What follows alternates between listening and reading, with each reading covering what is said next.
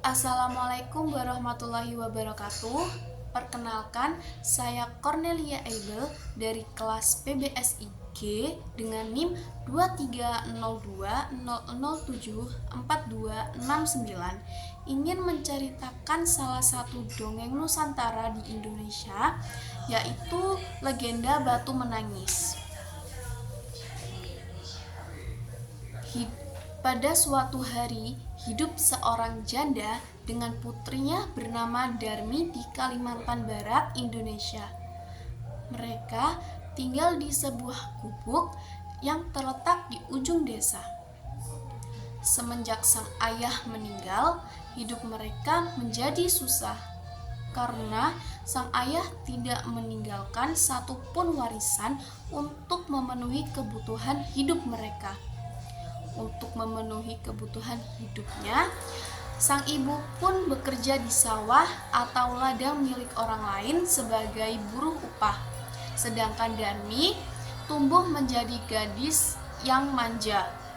Apapun yang diinginkannya harus dituruti. Selain manja, Darmi juga anak yang pemalas. Ia selalu berdandan dan mengagumi kecantikannya di depan cermin.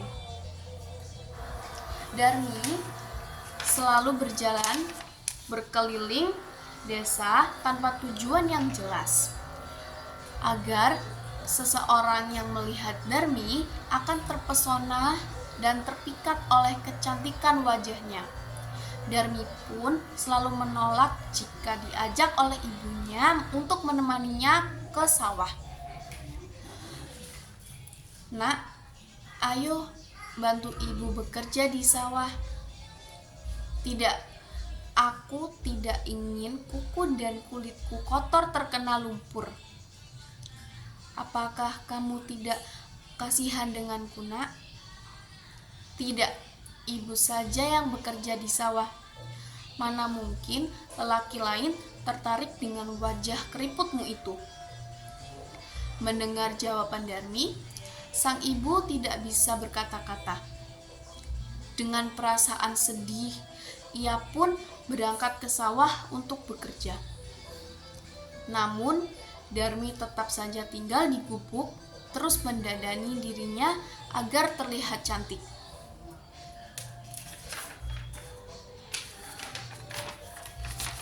Setelah sang ibu pulang dari sawah, Darmi meminta uang upah yang diperoleh sang ibu untuk membeli alat kecantikan. "Mana uang upah itu?" seru Darmi kepada sang ibu. "Jangan, Nak. Ini uang untuk membeli kebutuhan hidup kita hari ini," ujar sang ibu yang memohon. "Tapi bedakku sudah habis. Aku harus beli yang baru," kata Darmi. "Kamu memang anak tidak tahu diri. Tahunya menghabiskan uang, tapi tidak mau bekerja," kata sang ibu dengan kesal. Meskipun kesal dan marah, sang ibu tetap memberikan uang upahnya kepada Darmi. Hal ini pun terus terjadi hingga keesokan harinya. Darmi meminta lagi uang upah yang diperoleh sang ibu untuk membeli alat kecantikannya yang lain. Keadaan ini selalu terjadi hampir setiap hari. Pada suatu hari, sang ibu hendak ke pasar dan Darmi berpesan untuk dibelikan sebuah alat kecantikan. Namun, sang ibu tidak tahu yang dimaksud anaknya itu. Alat kecantikan apa yang anaknya maksud? Kemudian, sang ibu mengajak Darmi agar ikut ke pasar menemaninya. "Kalau begitu, ayo temani ibu ke pasar," ajak sang ibu. "Aku tidak mau pergi ke pasar bersama ibu," tolak Darmi. "Tapi ibu tidak tahu alat kecantikan apa yang kamu maksud itu, Nak," seru sang ibu. Setelah didesak dan dengan perasaan terpaksa, Darmi pun bersedia menemani sang ibu pergi ke pasar, tetapi dengan satu syarat.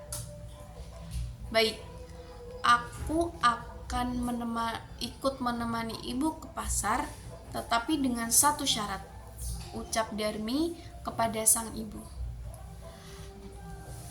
Aku ingin ibu berjalan di belakangku, kata Darmi kepada sang ibu. Memang kenapa, nak? Tanya sang ibu, penasaran. Aku malu kepada orang-orang kampung jika berjalan berdampingan dengan ibu, jawab Darmi dengan ketus. Kenapa harus malu, nak? Bukankah aku ini orang tua kandungmu? Tanya sang ibu. Ibu harusnya berkaca. Lihat wajah itu yang sudah keriput dan pakaiannya yang sangat kotor itu. Ih, aku malu mempunyai orang tua yang berantakan seperti itu, seru Darmi dengan nada merendahkan. Walaupun sedih, sang ibu pun menuruti permintaan putrinya.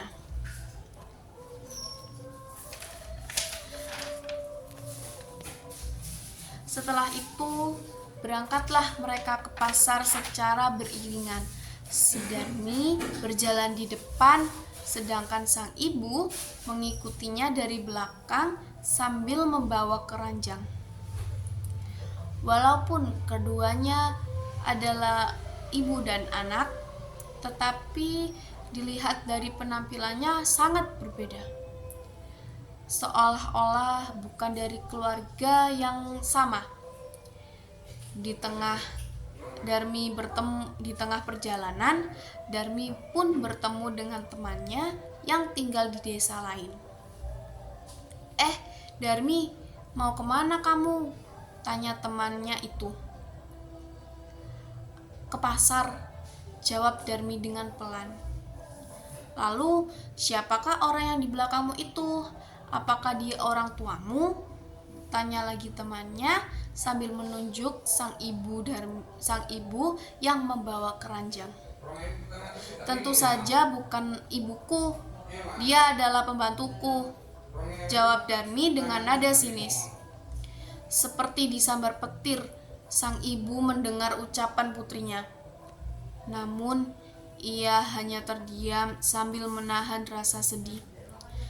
Setelah itu, keduanya pun melanjutkan perjalanan menuju ke pasar. Tidak kemudian lama, mereka bertemu lagi dengan seseorang, yaitu teman Darmi. Hei Darmi, hendak kemana kamu? Tanya orang itu. Ke pasar, jawab Darmi singkat. Siapa yang di belakangmu itu? Tanya lagi orang itu. Dia pembantuku, jawab Darmi yang mulai kesal dengan pertanyaan itu. Jawaban yang dilontarkan Darmi tentu membuat sang ibu semakin sedih dan sakit hati. Tetapi sang ibu masih kuat untuk menahan rasa sedihnya. Begitulah yang terjadi terus-menerus selama dalam perjalanan menuju ke pasar. Akhirnya, sang ibu berhenti lalu duduk di pinggir jalan.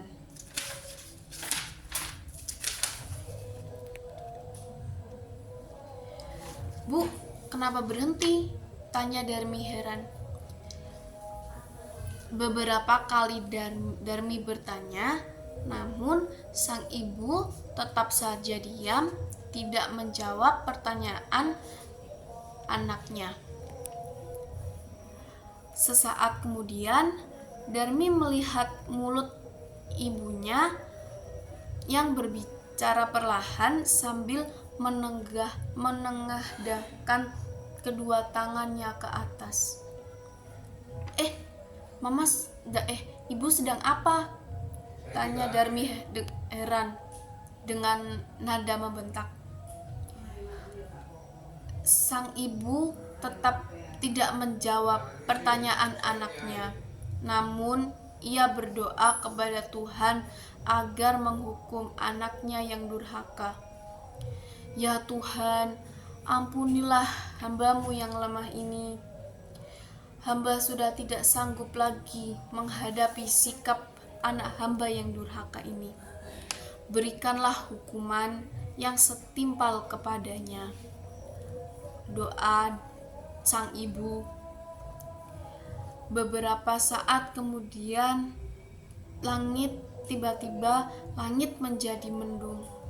Petir menyabar-nyambar dan suara guntur bergemuruh memekakkan telinga. Hujan deras pun turun.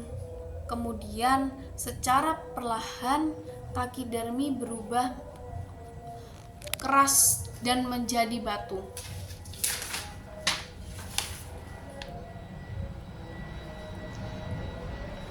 Darmi pun mulai panik. Ibu, apa yang terjadi dengan kakiku? Tanya Darmi sambil berteriak. Maafkan Darmi. Darmi tidak akan mengulanginya lagi, Bu, seru Darmi semakin panik. Namun, apa hendak dibuat? Nasi sudah menjadi bubur. Hukuman tidak dapat lagi dihindari. Perlahan-lahan, seluruh tubuh Darmi berubah menjadi batu. Perubahan itu terjadi dari kaki, badan, hingga kepala. Anak durhaka itu hanya bisa menangis menyesali perbuatannya. Sebelum kepala anaknya berubah menjadi batu, sang ibu masih melihat air menetes dari kedua mata putrinya. Semua orang yang lewat di tempat itu juga ikut menyaksikan peristiwa itu. Tak lama kemudian, cuaca kembali terang seperti semula. Namun, seluruh tubuh Darmi telah berubah menjadi batu. Batu itu kemudian mereka letakkan di pinggir jalan bersandar ke tebing. Oleh masyarakat setempat, batu itu mereka beri nama Batu Menangis. Itu tadi cerita legenda Nusantara, legenda Batu Menangis dari Kalimantan Barat, Indonesia. Jadi, pesan yang terkandung di dalam legenda itu yaitu kita tidak boleh durhaka kepada sang ibu. Apalagi jika kita tidak mempunyai ayah dan hanya mempunyai satu orang tua, yaitu ibu. Lalu, kita tidak boleh memaksakan kehendak kita, atau kita harus menurunkan standar kita dengan tidak mengikuti gaya-gaya yang tidak kita butuhkan. Jadi, seperti kita harus menyesuaikan kemampuan kita, menyesuaikan anggaran keluarga kita. Jadi kita tidak boleh memaksakan kehendak kepada orang tua untuk memenuhi kebutuhan kita. Apalagi jika zaman-zaman sekarang ini kan zaman sudah maju. Jadi kita harus pintar-pintar memilah. Dari cerita tersebut kita juga dapat memetik pesan juga, yaitu seperti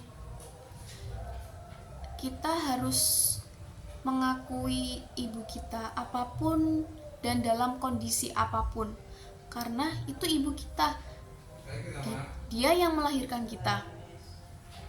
Jadi itulah sedikit cerita legenda Batu Menangis dari saya.